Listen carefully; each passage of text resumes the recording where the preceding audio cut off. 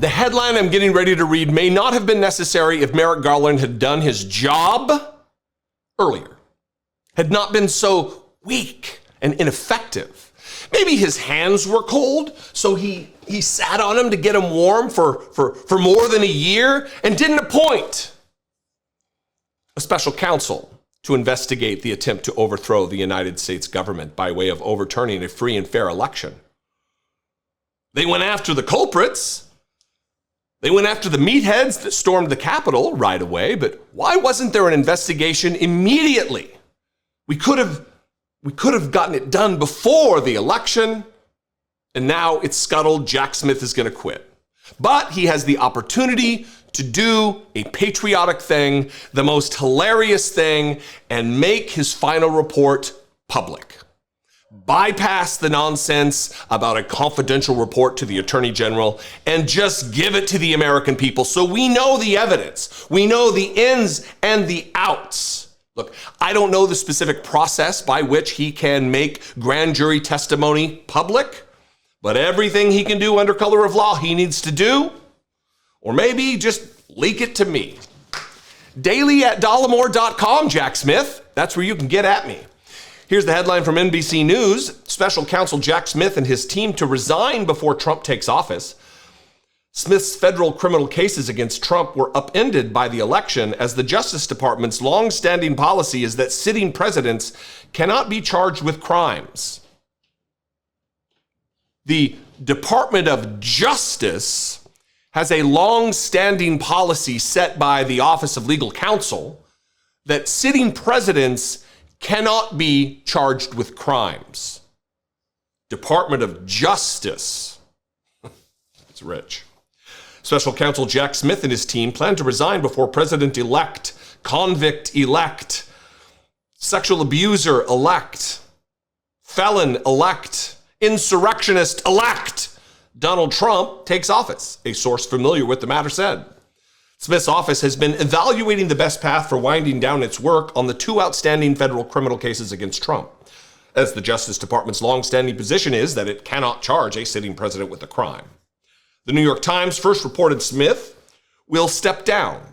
The looming question in the weeks ahead is whether Smith's final report detailing his charging decisions will be made public before Inauguration Day. The special counsel's office is required under Justice Department regulations to provide a confidential report to Attorney General Merrick Garland, who can choose to make it public. You've already heard what I think should happen here. In late October, Trump said in a radio interview that he would immediately fire Smith as special counsel if reelected. "It's so easy. I would fire him within 2 seconds," Trump said, adding that he got immunity from the Supreme Court. The next Attorney General could decide not to release Smith's final report as well, and that is why it needs to be released to the public. Last paragraph. Before Trump's re-election last week, Smith and his team had continued moving forward in their election interference case against Trump. After Trump's victory, however, a federal judge overseeing the case agreed to give the special counsel's office until December 2nd to decide how to proceed. This is an institutional failure on the part of the Department of Justice. This likely would not have been the case if Joe Biden had picked someone else, not given Merrick Garland the consolation prize of Attorney General, rather because, his Supreme Court nomination was unconstitutionally jettisoned by Republicans.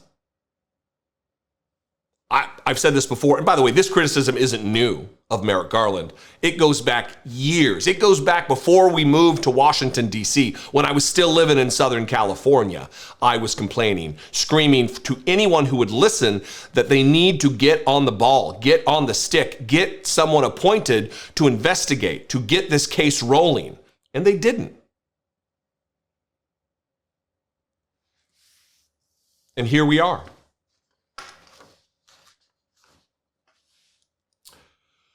What do you think? I'd love to know. You can comment below. I would invite you to do that. That helps the YouTube to share this content with new possible viewers and subscribers, and that would be awesome. You can also leave me a voicemail on my voicemail line, 714-576-4054. Of course, as always, you can email me daily@dollemore.com. If I'm your flavor of political commentator in this independent media space, please consider supporting my work for $1.99 a month. You can click the join button below, see what's involved, and go that way. Or you can go over to my Patreon page, patreon.com/IDoubtItPodcast. I'm on Twitter, I'm on Blue Sky, I'm on Threads and TikTok, Instagram. I'd love to see you there at Dollemore. And I will see you next time, hopefully under better conditions. Be genuine. Take care of one another.